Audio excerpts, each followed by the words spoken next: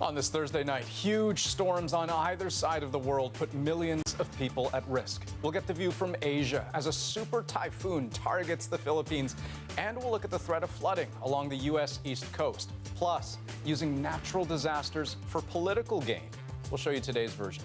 Also tonight, a candid chat with Uber's new boss, why he's bringing big jobs to Canada. And Ontario's unprecedented use of the notwithstanding clause opens up a nationwide debate. At Issue is here to talk about Canadian democracy and the messy politics of decision-making. Is it time to reset the constitutional table? This is The National.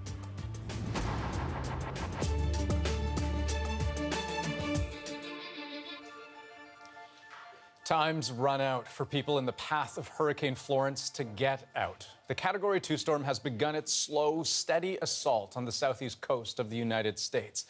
This is what it looks like right now in Surf City, North Carolina, which is expected to take a direct hit when the eye makes landfall sometime overnight and into tomorrow morning.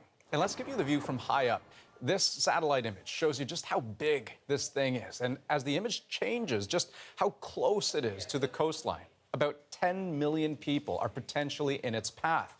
And while, yes, Florence has downgraded in strength over the last couple of days, the big concern is how it could slow to a crawl. If the forecasts are right and this storm stalls over the Carolinas, you'd be able to jog faster than this thing is moving, which could mean hours upon hours of shredding winds, relentless rains, and life-threatening storm surges. It'll stick around for a while. And watching developments right in the hurricane's path, the CBC's Paul Hunter. Paul.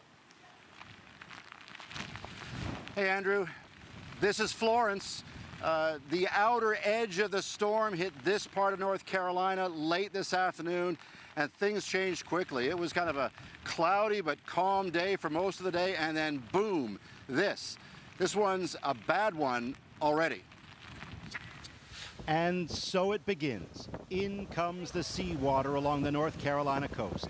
Down go the power lines as the wind picks up, while rain, sheets of it, pours onto city streets. Florence, long awaited, has arrived. In New Bern, north of Wilmington, they're already knee-deep in it. Waterfront parks are now under water. And all of this just since mid-afternoon. Nearly 30,000 people in North Carolina already are without power, and that number is rising. The worst of the storm is not yet here, but these are the early warnings of the days to come. Surviving this storm will be a test of endurance, teamwork, common sense, and patience. Though Florence is now a Category 2 hurricane, it's grown ever larger in size, and its wind still packs a punch capable of damaging buildings. But it's the flooding that's the real worry. Consider surging seawater may rise 4 meters. Please do not let your guard down. The storm surge forecast associated with this storm has not changed. It has remained the same. A string of towns along the Atlantic are now under mandatory evacuation. All day long, police turned back anyone trying to get to the coast. Millions have fled inland. Some even tying down their trees before leaving, amid other structures nearby, much more vulnerable.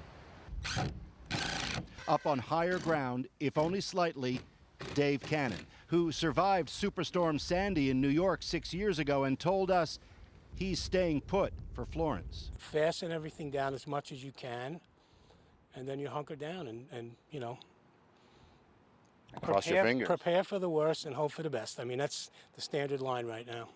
But as the storm moves in and those who did flee are now packed into shelters, there's another worry. What, if anything, will be left when they get home? The rain kind of deteriorates your foundation, wash your house away. And so the fear grows. Likewise, the fury of Florence and the sense of doom that all of this is about to get much, much worse. To that end, Andrew, emergency workers are on standby throughout the region. All that's really needed for them to be deployed is for the full force of Florence to strike, and that's coming up. And Paul, speaking of emergency workers, I'm seeing the flashing lights behind you. Can you explain what's going on there? Yeah, those are police, and what you can't see in the darkness behind them is a bridge over water to Wrightsville Beach, and that's one of the places that's under this mandatory evacuation. Mandatory evacuation does not mean you are legally bound to leave or forced to leave. You're just strongly advised to leave. Most people did leave Wrightsville Beach, but some people stayed. And for that handful of people still past those lights, over the bridge and on the beach, the police had two things to say. Number one, if this storm hits as hard as everyone expects it to, people are not going to go and rescue them. No lives will be put at risk to save the people who decided to stay, number one. Number two, they took information for their next of kin, because it may well come to that. Well, Paul, let me say this. I'm glad you're out there. I look forward to hearing more from you. I wish you all the best and stay safe. Paul Hunter in Wilmington, North Carolina tonight. Thank you. Now let's bring in meteorologist Johanna Wagstaff, who's been tracking this storm for us. And Joe, some of the strongest warnings have been about the storm surge and flooding. So can you walk us through those concerns? Well, Andrew, the threat of storm surge hasn't dropped just because the hurricane category got lowered. In fact, the millions of evacuations along the coastline are because of the storm surge threat, not because of the winds. Here's how it works and why storm surge is so dangerous.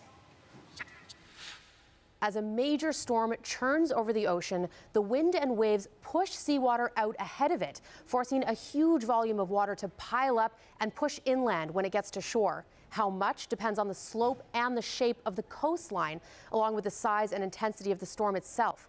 The larger and faster the storm, the more water is whipped up. What we know about Florence is that its strong winds extend far out from the eye, meaning a greater area of water is being pushed forward. So what does that actually look like? When waters reach a meter high, driving is out of the question. It's enough to float cars down the street. When they reach 2 meters high, that's when it becomes life-threatening. This water is moving fast and it's full of debris. And when it reaches 3 meters, there's no escaping. The only option for people stuck in their homes is to get to a higher level. And that's what people along the entire North and South Carolina coasts will be facing over the next couple of days. Florence is expected to slow down so much as it nears landfall that it's almost guaranteed peak storm surge will line up with at least one high tide. After that, the threat will become flash flooding as Florence continues to draw in moisture from the Atlantic. And that storm surge will keep that moisture locked inland. Andrew? Okay, lots to watch for in the coming days. Joe, thanks so much. You're welcome. And of course, for the past few days, U.S. President Donald Trump has been urging people to get out of Florence's path. But already, his handling of this crisis has been a reminder of his response to another 1 year ago. Widespread destruction on the U.S. island of Puerto Rico by back-to-back hurricanes, Irma and Maria. And the fact that, along with Florence, those storms seemed top of mind for Trump, it's created a whole other tempest of a whole other kind. Lindsay Duncombe explains. I think that Puerto Rico was an incredible, unsung success. He just can't seem to let it go. All week, Donald Trump has defended his government's response to Hurricane Maria last year, even as another violent storm threatens the U.S. Then this morning, the president went even further, disputing the official death toll. 3,000 people did not die in 2 hurricanes that hit Puerto Rico, he tweeted. This was done by the Democrats to make me look as bad as possible. If a person died for any reason, like old age, just add them to the list. Ridiculous, say Democrats. The death toll in Puerto Rico is abominable and abhorrent, and it's a lesson in our need to do better for fellow Americans in Puerto Rico. Until earlier this month, the official death toll was 64. These pictures from June told a different story. The refrigerated trucks held unclaimed bodies. George Washington University looked at both direct and indirect deaths and revised the figure to almost 3,000 dead. There is no reason to doubt, the validity of these studies. San Juan's mayor called the president delusional and unhinged. Even Republicans wouldn't defend the president's tweets today. So I have no reason to dispute these numbers. I was in Puerto Rico after the hurricane. It was devastating. In a recent report, FEMA acknowledged deficiencies in the Hurricane Maria response. At a cost of $12 billion, it was the largest and longest in the agency's history. But power was only recently restored to everyone. And just this week, pictures emerged of water bottles, perhaps millions of them, left on a tarmac in Puerto Rico months ago, still undelivered and unusable. Lindsay Duncombe, CBC News, Washington.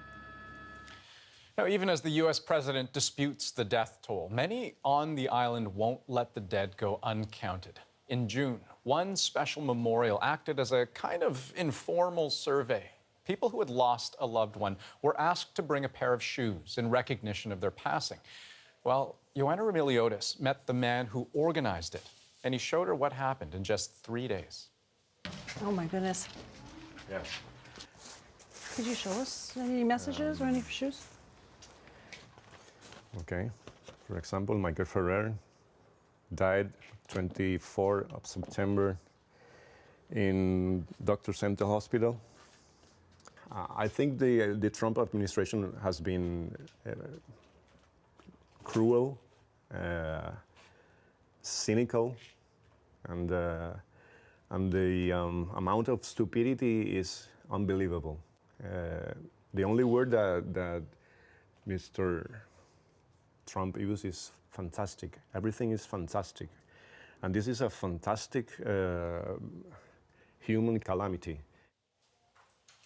Joanna's going to have more on that story and the continuing impact of Hurricane Maria 1 year later. You can watch a documentary Monday night right here on The National. Now, about half a world away, people in the Philippines are trying to avoid a similar catastrophe as a monster storm heads its way. Typhoon Mangkhut is expected to hit full force this weekend. And look at how big it is. That's Mangkhut on the left, Florence on the right. Sasha Petrusik shows us what's happening on the ground. With the super typhoon bearing down on the Philippines, radio warnings, evacuations, and emergency preparations have begun. So have the rains and moderate winds. Flooded highways in Manila are already causing problems. Flimsy construction in poor areas means roofs have to be tied down. Typhoon Mangkhut is well offshore, but its winds of more than 200 kilometers per hour and its Category 5 rating have triggered warnings that it could hit the country's main island as the most powerful storm of more than a dozen this year. It has gained strength since sweeping through the island of Guam, where it left hundreds of people homeless. Landfall in the Philippines is expected in a matter of hours. Today, officials had this warning. Well, worst case, doon sa mga lugar na tatamaan talaga. The worst case scenario will bring strong winds that can topple poorly built houses, he says. A storm surge, heavy rains, and flooding. Places in higher ground can expect landslides. It all brings back grim memories of Typhoon Haiyan, which devastated parts of the Philippines 5 years ago and left 6,300 people dead. As for Typhoon Mangkhut, it is expected to continue west this weekend, making landfall near Hong Kong. In southern China, which has already felt the impact of several smaller typhoons in the past weeks. Sasha Petrusik, CBC News, Beijing. Let's turn to the latest now on an international spy story that continues to surprise. These two are wanted men accused of carrying out that nerve agent attack in the UK. But today, the pair went on Russian TV to tell their side of the story. And as Chris Brown tells us, it isn't just different. Some say it's hard to swallow. What possible innocent story could explain away the stack of evidence British prosecutors have amassed against Ruslan Boshirov and Alexander Petrov? Apparently, tourism, the pair told the Kremlin-linked network RT. Our friends have asked us for a while to visit this beautiful city, said Petrov of Salisbury. Its cathedral is famous for its 123-meter spire and its clock, added Boshirov, as if quoting from Wikipedia. The pair flew from Moscow to London on March the 2nd and back on the 4th. Their explanation for 2 quick day trips to Salisbury, The weather was cold and snowy, so they returned to Site C the next day, when prosecutors allege the pair smeared the Skripal's door handle with the nerve agent Novichok. On social media, their explanation has been ridiculed. In Britain, some noted the cathedral is close to the train station, nowhere near the Skripal's home where the pair was spotted. I don't think any of their interview is plausible. I've watched it a couple of times now, and I think if I was their defense lawyer, my advice to them would be keep quiet and wait to a trial when your alibi will be tested by our evidence. Former Duma deputy Gennady Gudkov, a Putin opponent, says it was a typically staged, managed Kremlin production. We knew nothing of this interview about them, about these people. Maybe they are not Petrovs and Bashirovs at all. On Russian state TV, predictably, the appearance was judged a success. Today's interview didn't look like something the two men wanted to do, but in comments at a news conference yesterday, it sounded like Vladimir Putin was ordering them to come forward and declare their innocence, which they did, no matter how credible their story. Chris Brown, CBC News, Moscow. So the next federal election is still more than a year away, but campaign preparations have already begun and all the parties have their eyes set on the future. And for the governing Liberals, it means a laser focus on current Conservative leader Andrew Scheer. As David Cochrane explains, Canadians should also expect to hear them raise a familiar name from the past. An election-style event to end an election-focused retreat. The governing Liberals wrapped up in Saskatoon, making it clear they are focused heavily on the opposition Conservatives. They still don't have a real plan to grow the economy.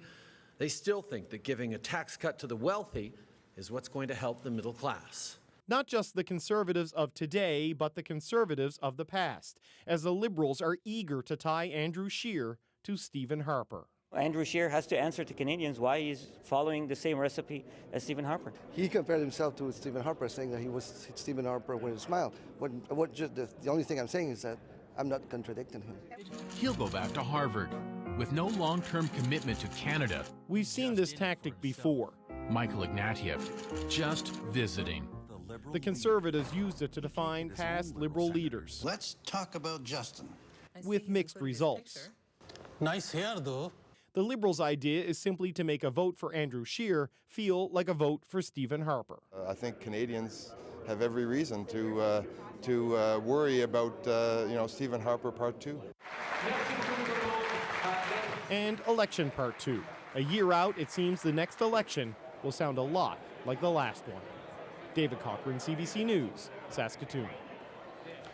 And we are live tonight on The National, tracking several other developing stories. One of them, an unfolding emergency in several communities north of Boston. Just look at that. This is one of at least 39 homes set on fire today after a series of explosions. Now, at this point, we know at least 6 people have been hurt. The cause is still under investigation, but some officials are blaming gas lines that became overpressurized. We are expecting some kind of update from officials this hour. And just to give you a sense of how widespread this is, it's happening in 3 towns about 45 kilometers north of Boston: Florence, Andover, and North Andover. Authorities are telling everyone in those communities with gas service from the company, Columbia Gas, or even folks who just smell gas, they're telling them to leave their homes immediately. Police say right now crews are working to depressurize gas lines and get those fires under control.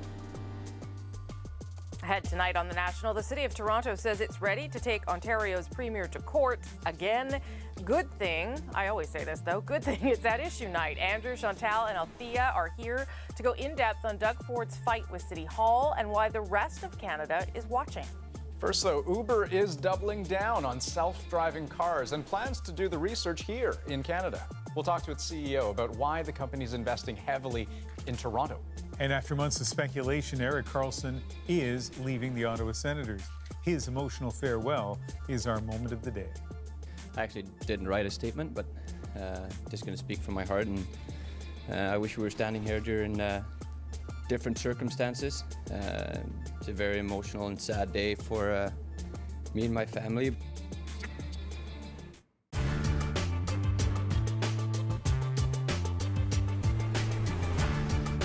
The Electric Auto Corporation has already picked Windsor as the site for production of the Silver Volt. That is, if financing arrangements are satisfactory. The company has considered other sites in Puerto Rico, Michigan, and Ohio, but its brief to Ottawa says Windsor is the best place for its plant for a variety of factors. Those include the availability of a trained workforce and the value of the Canadian dollar. The Silver Volt plant, on 100 acres in the Morton Industrial Park, would employ more than 2,000 people to produce 20,000 units in its first year of operation beginning in 1982. The luxury model at a price of $25,000 would be made here largely for export at the outset. But the Canadian-born chairman of the corporation says it would speed up expansion of electric car technology to produce more affordable models. It's a specialist car business, and there's no way we take on Detroit. We're simply providing a specialist vehicle to a limited market, and it's the way we think it's the way the market will start. If you look traditionally, you look at color television or self-cleaning ovens or anything new, they start at a high price, they're something attractive and new to own, and then eventually the price will drop and it will reach the mass market. But when you've got something with high technology built into it, you've got to start at a price that's going to make a profit, and you've got to aim it at a market that is limited. There's no point in trying to take on the world. From what has already been said by the National Bank of Canada and the provincial government, it seems that only some loan guarantees from Ottawa would sew up the Silver Volt plant for Windsor. In exchange for financing guarantees, the company is prepared to conduct research and development in Windsor and pay for the plant in 7 years, as well as give a boost to the local economy. Mayor Bert Weeks is now lobbying for Industry Minister Gray's support for the venture.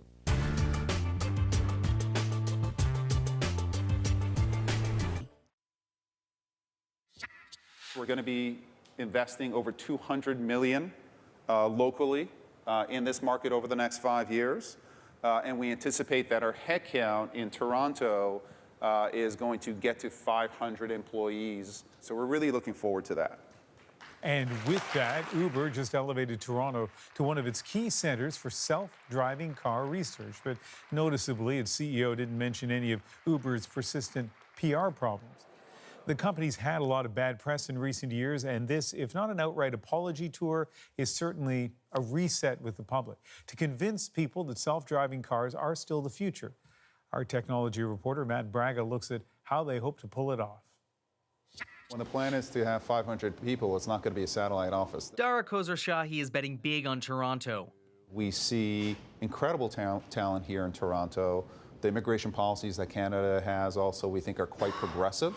And like almost every other tech company, Uber is hungry for expertise in artificial intelligence. But unlike other tech companies, it says it doesn't want to whisk that talent away. We don't see this as an export. We view this as really an import office. Actually, a lot of talent all around the world from Uber is going to come to this office, and then we're also going to build talent. Some of them will be destined for Uber's new engineering office, its first in Canada, but others will work for the Advanced Technologies Group, or ATG, the lab leading Uber's research on self-driving cars.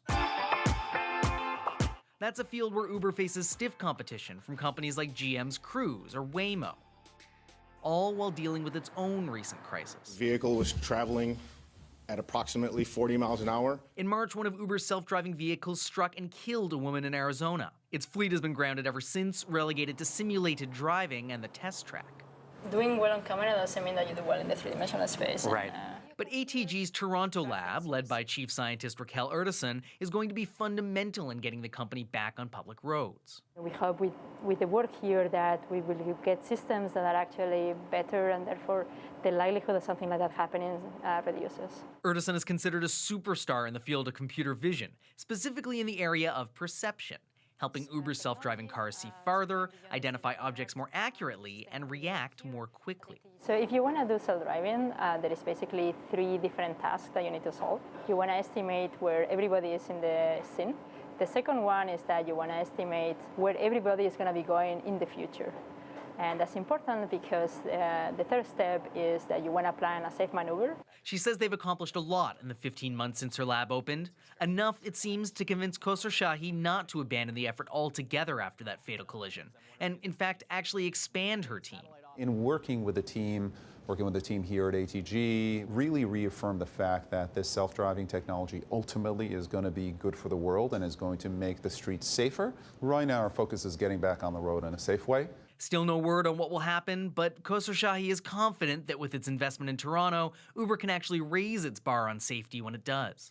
Matthew Braga, CBC News, Toronto. And still ahead tonight on The National, we'll take you inside a father and son operation. Their mission, to sell socks, spread happiness, and help others with disabilities find a place to work. First, though, it's At Issue Night. Andrew, Althea, and Chantal are here. We'll go in depth on the ongoing battle between Ontario's Premier and Toronto City Hall. That's next.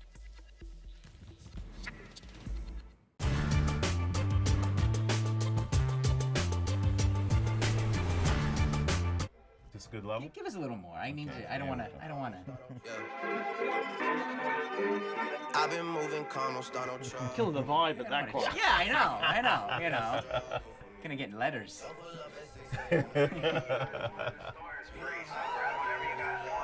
So I'm not the expert, but to me this is like Drake 2018, right? Yes, correct.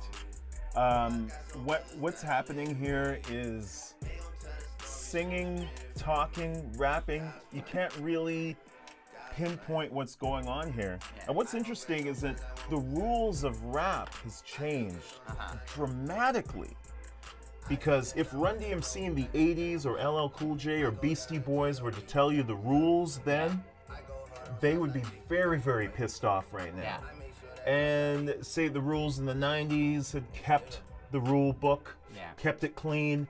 The rule book now is getting quite dusty. And I'd say Drake is in the forefront of that. If you listen to this, what do you think? Like, what do you mean by that? What is he doing to hip hop today with a song like this? So if you, back in the day, if you wrote down the lyrics to a hip hop song, you're turning pages on pages on pages. If you write lyrics to this song down, you love me, I said only partly.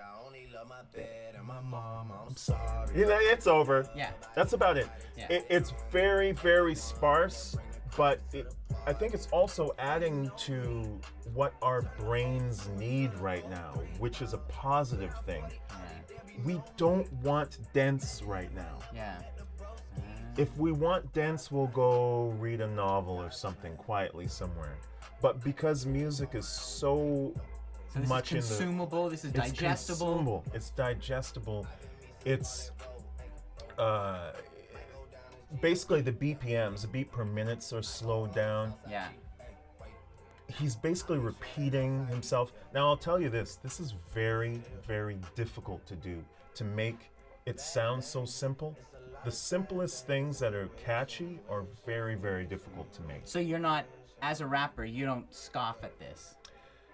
No, I don't. I actually tip my hat to it, because if I were to try to make a very simple, laid-back track that repeats the same words, it's very difficult to figure out what those same words are going to be without annoying people, without boring people. It's got to be catchy. So, I mean, if he's going to say, it's even difficult to just, he's saying that they're wishing on me, but to say they're wishing, a wish, and a wish, and a wish, and a wish. Laid back. If you sit back and go, okay, that they're wishing on me, how am I going to say that? They wish, and a wish, and a wish, and a wish, and a wishing on me. Not everybody comes up with that stuff. Yeah. Do you want more from him? No, I want him to do exactly what he's doing, and that's what we want from him.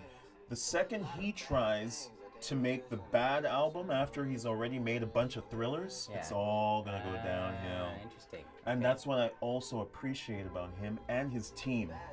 He's not trying to make, he's not trying to beat his thrillers. Yeah. He's just sitting right under that and saying, hey. She say, do you love me? I'm sorry. He's not. Why is it so infectious? Yeah.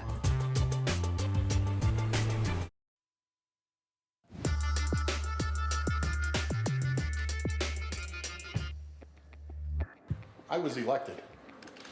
The judge was appointed. After an Ontario judge said Doug Ford's plan to immediately slash the size of Toronto's City Council went against the Charter of Rights and Freedoms, Ford wasted no time striking back, invoking the rarely used Section 33 of the Constitution, the notwithstanding clause. We're taking a stand. If you want to make new laws in Ontario or in Canada, you first must seek a mandate from the people. The clause allows federal or provincial governments to pass laws even if they breach the Charter. It was an Ontario first and provoked furious reaction. This is unprecedented, and it is not acceptable. You're not the king of Ontario, Mr. Ford. We're disappointed by the provincial government's in Ontario's choice. And despite the criticism and the chants from protesters on the outside and chaos inside the legislature, today the fight continues. Toronto City Council now plans to challenge the bill in court. So why use the notwithstanding clause on this specific issue? Does it set a precedent for other premiers, other provinces? At Issue is here to talk us through all of that and more. Chantal Hébert is in Montreal. Andrew Coyne is in Quebec City tonight. And Althea Raj is in Surrey. Good to see everybody. I know you've all been writing about this, thinking about it, tweeting about it. So let's start with maybe a simple question. I don't know. Chantal, was this the right thing to do? Is this why the notwithstanding clause exists? No. Sometimes some things are gray. This is not a gray area. This clause, an escape clause from the Charter, is something that you use in really grave circumstances. There's a reason why it was so seldom used since 1982. You don't suspend rights at the whim and the rule of law at the whim of wanting to do something faster rather than slower, which in this case is really what is happening. Premier Ford can reduce the size of Toronto City Council. No one is stopping him from doing that. The court is stopping him from doing it in the middle of a municipal election. That's a completely different proposition. So it's not about jurisdiction, Andrew, it's about when you do things. Do you think there's any argument here that the Premier could make that this makes sense, that he does have the mandate to do this? Oh, there's an argument that would be very congenial to a lot of his followers. A lot of Conservatives have never really made peace with the Charter of Rights.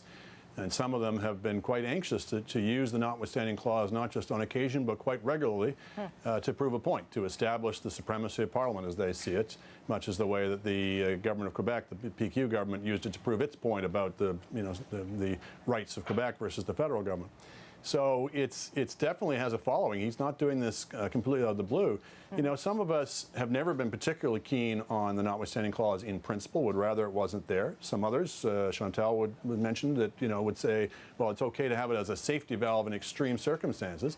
And I guess those of us in the first group would say, how can you be so naive? If you leave a loaded gun lying around, somebody's going to pick it up and shoot it. If you leave this kind of power within reach of elected politicians, they're going to abuse it. And it was only a matter of time, and you only needed somebody like Doug Ford to come along.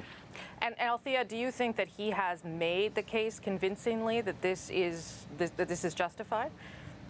I think he's made his case to his followers, but I wonder how many other Ontarians feel like this is the appropriate action. I mean, it's really clear that this isn't about policy. If he really wanted to change the size of Toronto City Council, it would be much more realistic and less chaotic to just wait until the municipal election is over, introduce legislation, and reduce the size of council, which is what this is supposed to be all about. But instead, by launching this kind of grenade, he's basically accomplishing 3 political points, I think. He wants to dare, I think, the Prime Minister to take him on, and Mr. Trudeau has decided not to do that.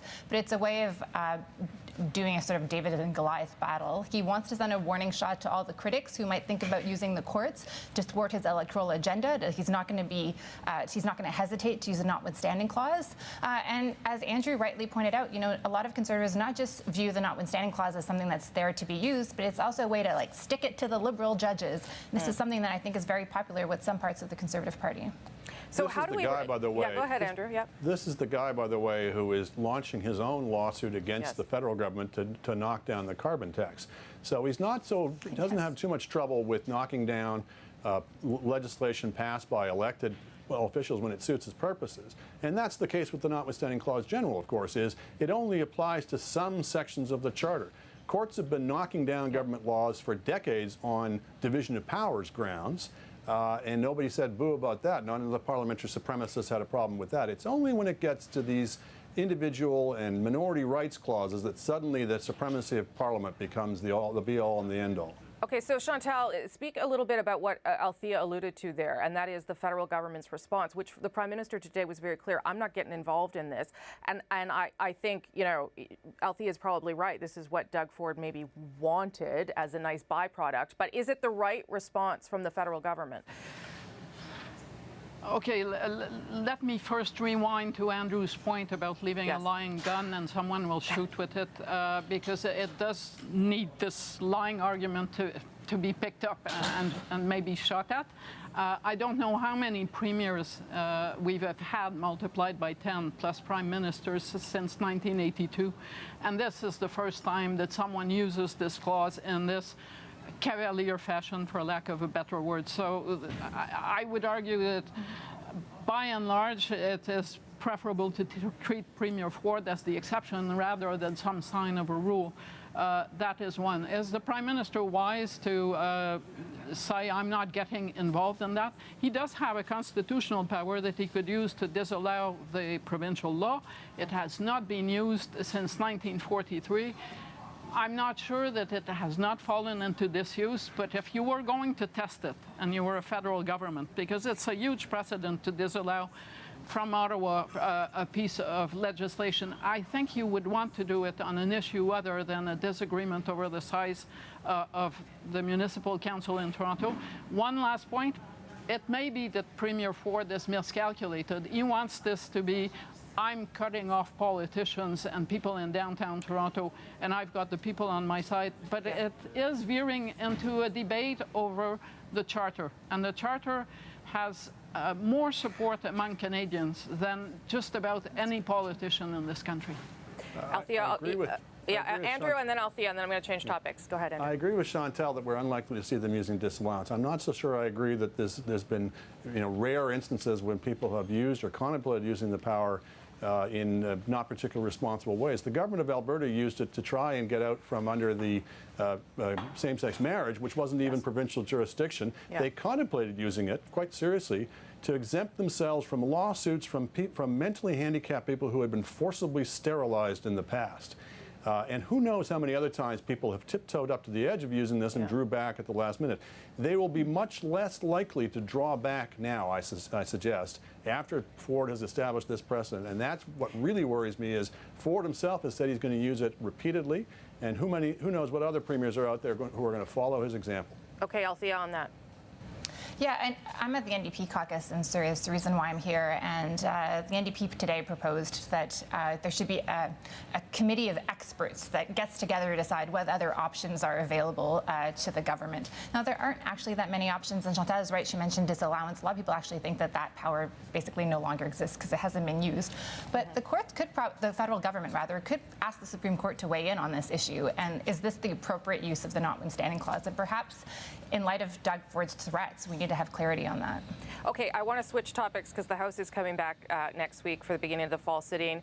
The Prime Minister, they're also having a caucus in Saskatoon, the Liberals, and so the Prime Minister gave us a taste of some of the things we can expect. It did sound very election-y. Here's what Justin Trudeau said today. To Conservatives, empowering women, reducing inequalities, fighting climate change, or investing in infrastructure simply aren't part of their priorities. And perhaps worst of all, they'd rather use the politics of division for quick electoral gains. It was probably the sharpest attack that I've heard in some time on the Conservatives from the Prime Minister. And I guess the strategy is we're going to make Andrew Scheer Stephen Harper 2.0. Is that what we should expect this whole fall sitting to be about, Chantal, to be about now campaigning, positioning, and trying to shape narratives around the leaders? I'm not convinced. If this sounded like a bit of a broken record, it's because you heard that speech and that attempt at the last Liberal convention. So it was kind of a retread on a familiar theme. I don't expect that framing leaders is going to dominate the next 4 or 5 months of sitting because there are so many large federal provincial issues and Canada-US issues looming that I think that sounds like the Prime Minister pulled an old speech because he had too much on his plate to prepare something new. Okay, Andrew, what are you going to watch for then in the months ahead? Well, to pick up where Chantal left off, there are these three big, enormous files on their plate, none of which they particularly handled well. One is NAFTA, one is the carbon pricing thing, where they've got their own January 1st deadline to meet, and more provinces seem to be jumping off that train with each passing week. And of course, the pipeline exploding cigar that they're dealing with. And you can have any agenda you think you want to pursue, but events have a way of intervening. So they're going to be dealing with that. I will say the Liberals may have some fun going back at things by raising issues that are likely to make the Conservatives uncomfortable vis-a-vis Maxime Bernier's new party when we find out what it's called. That there will be issues in which the Conservatives will be uncomfortable perhaps raising much of a feisty opposition to the Liberals on it, and which Bernier will be quite willing to plow into, and that would be fun for the Liberals to see then. Althea, what do you think we should watch for? Yeah, I would just add to Andrew's list cannabis, which is going to be legal on October 17th, which seems like it's going to create a bit of chaos in a number of different jurisdictions, as there doesn't seem to be a smooth plan rolled out. I think that the Harper 2.0 thing is something that Liberals have been harping on for a while, but when you look at what's actually in front of Justin Trudeau and what the government needs to do, they're at risk of acting like Stephen Harper on certain things. Like if they've lost, PEI, maybe New Brunswick, Alberta's no longer on board on this climate plan, Jason Kenney, if he comes in, Doug Ford, Saskatchewan, Manitoba. Exactly. All these individuals are opposed to his plan, and here he's going to appear like he's heavy-handed and dominating and getting his agenda through without that buy-in that he promised during the 2015 campaign. So that Harper 2.0 thing can work against them too. Chantal, I'll give you 30 seconds just to push to what you think we should watch for this fall, because I didn't really let you answer that part. Certainly, the Trans Mountain pipeline, I would add indigenous agenda issue. It seems to be a really big one. We don't know what's going to happen to NAFTA. And yes, we will be watching for those by-elections that the Prime Minister will be calling, that would have the leader of the NDP run in BC, and the NDP try to hang on to the Outremont riding of its former leader. Big moments for the NDP there. Okay, we've got maybe a minute. I'm going to do something that you all hate. Well, I know Chantal and Andrew hate doing these kind of games, but I'm going to make you do it anyway, just to bring me joy. What do you think will be the topic of the first question when question period resumes next week? Let's assume Justin Trudeau's there on Monday. I'm not sure that he is. Andrew Scheer gets up, or Jagmeet Singh can't, but whoever gets up to ask the question, what's the topic, do you think, that dominates? Chantal, you get to go first. I think Trans Mountain Pipeline, both the opposition parties have positions on the issue and points that they think they can score off the Liberals. I'm saying that thinking that there won't be a major decisive development on NAFTA between now and when the House returns. Okay, Andrew. I would guess the Conservatives will ask about Dominic LeBlanc's ethics issues, because that's always fun and easy. And perhaps the NDP will ask about Ford and notwithstanding, because they're trying to present themselves as, they are the real opposition now provincially in Ontario. Very quick, I agree with everybody, and I think NAFTA. Lots about NAFTA and supply management. I am the best part of asking those questions is I get to hold on to them till next week and then mock you when you may or may not be wrong. Thank you all. Before we go, be sure to subscribe. We could all be right. It's a long QP. That's true. Be sure to subscribe to At Issue, the podcast edition, for extra content. This week we are going to talk about the NDP and how the party is preparing for the year ahead. Althea has been out there for a couple of days. Look for it on iTunes, any major podcast app, our website, cbcnews.ca/The National. I know for sure what's just ahead on The National. A young man with Down syndrome teams up with his dad to sell outlandish socks. They also provide jobs to other people with disabilities. When you have a disability, it's really hard to connect with people in a work environment. They understand you here. They get you. We have no secret formula. We have no special programs. We just give people jobs.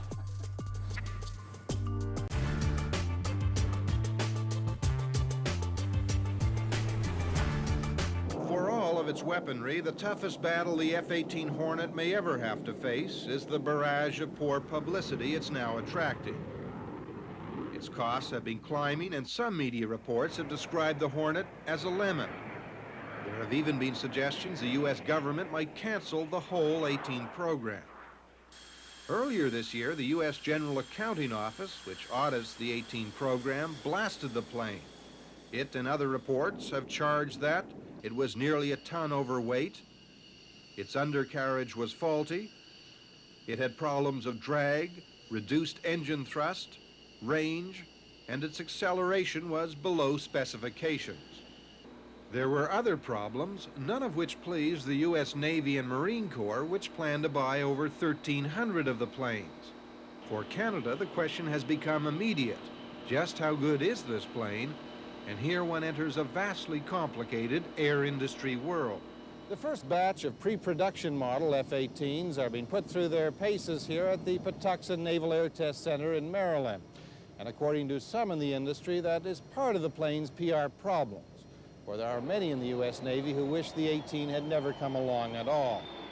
An influential lobby in the Navy would rather spend its budget for aircraft on more of these spectacular Grumman F-14 Tomcats, the world's best air interceptor. George Spangenberg is a retired head of U.S. Naval Air Evaluation, one of America's top experts on Navy planes.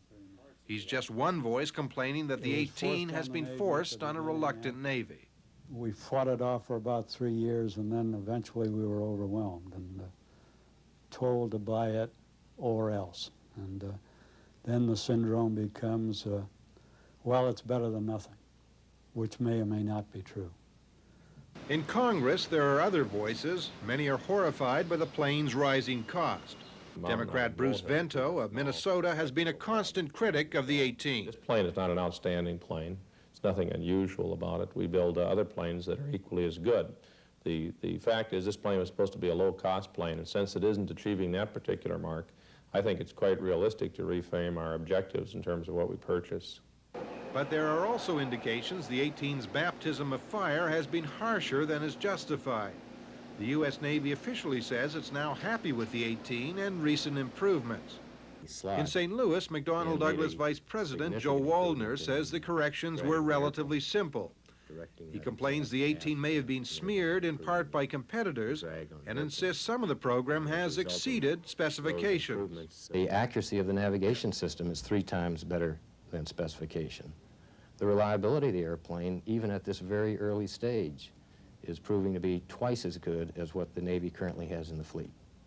McDonnell Douglas test pilots have put in nearly 2,000 hours on the 18 and praise its reliability and ease of maintenance. I have about 150 flight hours in the Hornet at this time, and I guess it's hard to isolate the good points into one single statement. I'd say it's probably the best, has the best aircraft engine that's ever been put in a fighter or tech airplane, bar none. The airplane is in fact flying as we intended it to fly. The problems that we knew were there, we are finding, and the good aspects that we knew are there, we are finding. And our goal of an easy airplane to fly, which we feel is the most important facet of a modern airplane, is the goal that we are definitely achieving. And this is really paramount to anything else. It now seems unlikely the 18 will be canceled, and even many of its critics concede that in time it should turn out to be a good plane.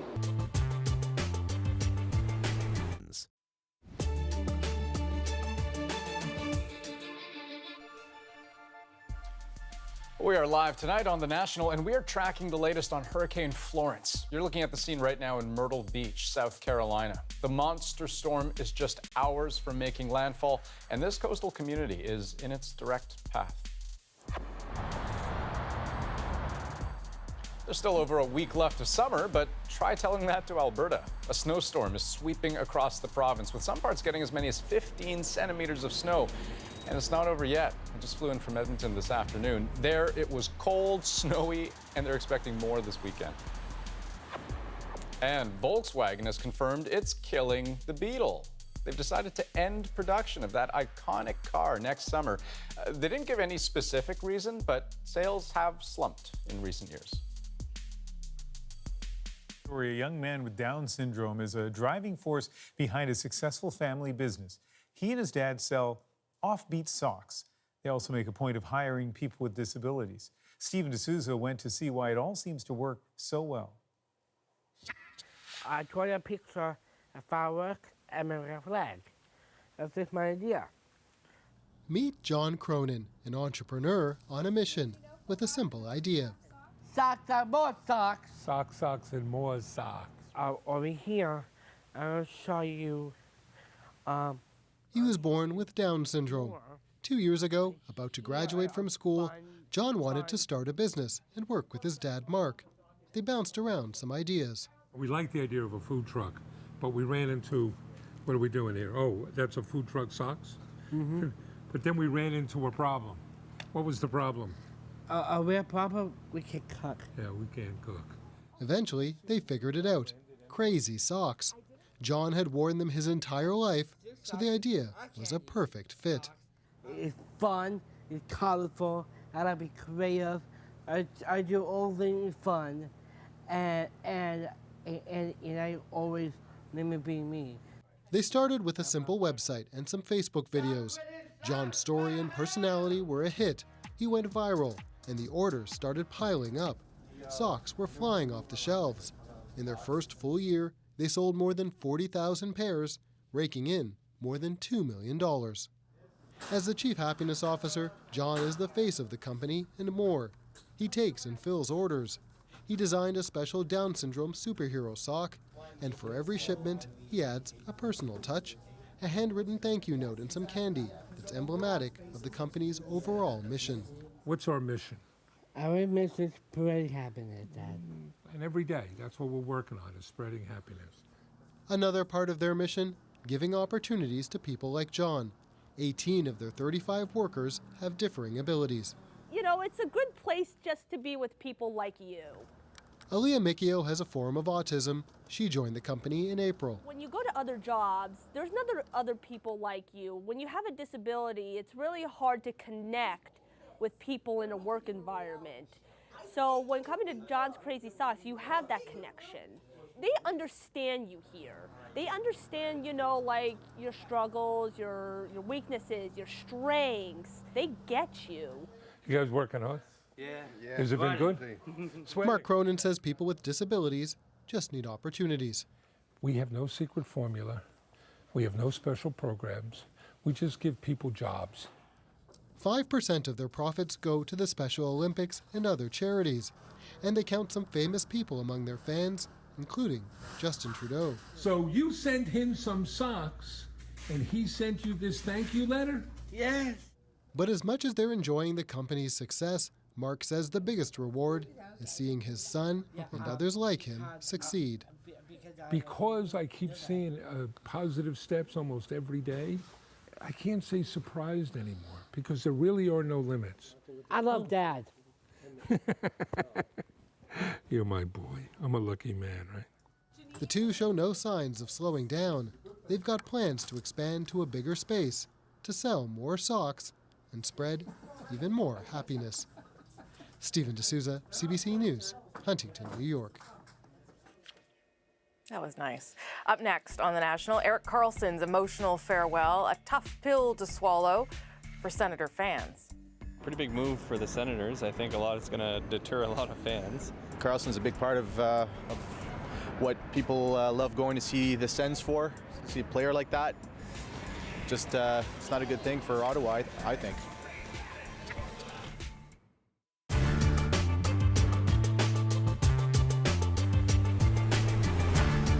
Let's look at how one of Canada's most naturally diverse provinces, British Columbia, will change in just 3 decades. Now, we could show you the worst case scenario if we do nothing to curb our greenhouse gas emissions, or the best case scenario if everything goes according to the Paris Agreement plans. But let's stick to a middle of the road scenario. Temperatures have risen by an annual average of 2.5 degrees in BC.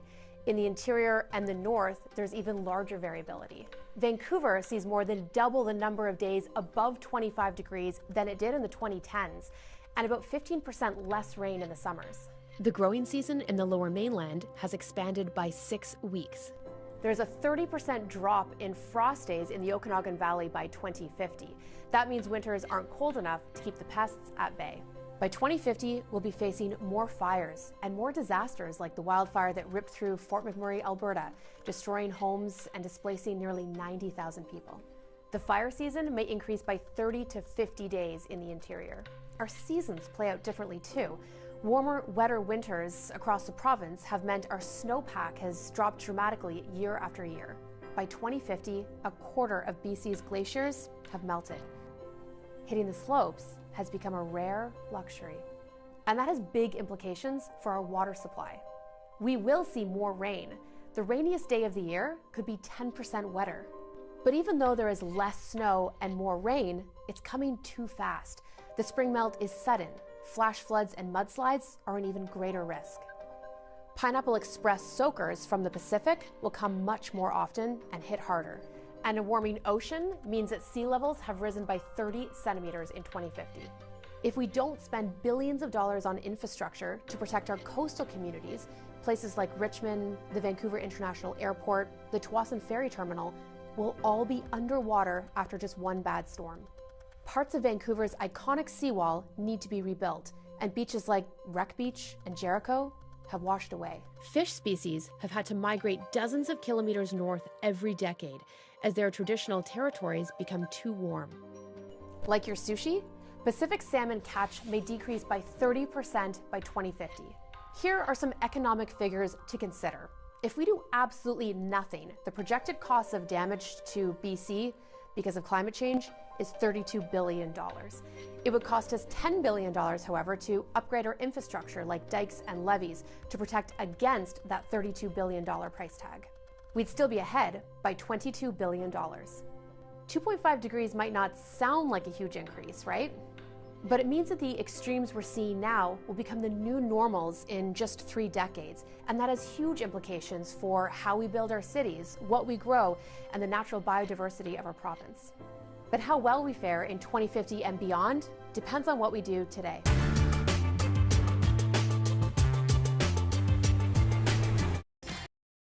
Dreamers, change the world. Search the sky past the tall trees, count every star in the galaxy. It hurts. It's somewhat devastating. Sad because he's so much a part of the team and the city. It seems like an unacceptably minimal return for the best defenseman in the National Hockey League. Well, different words there, but tough day for all those Ottawa Senators hockey fans. A long-rumored and much-dreaded deal has finally come to pass. Their beloved captain, Erik Karlsson, has been traded to the San Jose Sharks just 1 day before training camp. Now, without question, last season was a disaster for the Sens, and today's announcement means the team's agony will, well, carry on through this season. Karlsson was one of the team's greatest players ever, beloved in Ottawa. Lots of sadness from fans in the city, but also from Karlsson himself. His emotional goodbye is our moment of the day. Just going to speak from my heart. I wish we were standing here during different circumstances. It's a very emotional and sad day for me and my family, but it's an unfortunate part of the business. A special thanks to all my teammates. They've treated me with tremendous amount of respect and molded me into not only a good hockey player, but a good person as well. Lastly, to the city of Ottawa for taking me in and making it my forever home. To all the fans, to all the people that live here. That's been a big part of my entire adult life.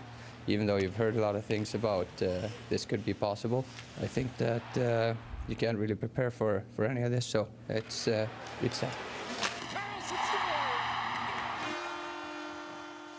So you both know I don't know a whole lot about hockey, but I do know that he was and remains really important to this city in the same way that Daniel Alfredson was. And I do know that there's a lot of anger in Ottawa about how the team is being managed by the owner. And one person on Twitter called this a dumpster fire of a trade. And so that's how it's going down in this town. Yeah, well, you're right? I mean, lots of teams have stars, but he was iconic to the city, iconic to the Senators, and he wasn't from Ottawa, remember, right? I mean, yeah. I remember in Sochi, he played for Sweden, and Sweden played against Canada in the gold medal match, but boy, he was an icon. Our friends at Hockey Night in Canada have already circled their calendars for Saturday, December 1st. That is San Jose's first game in Ottawa. It's going to be an emotional homecoming for the longtime captain. That is the National for September 13th. Good night. Good night. Night.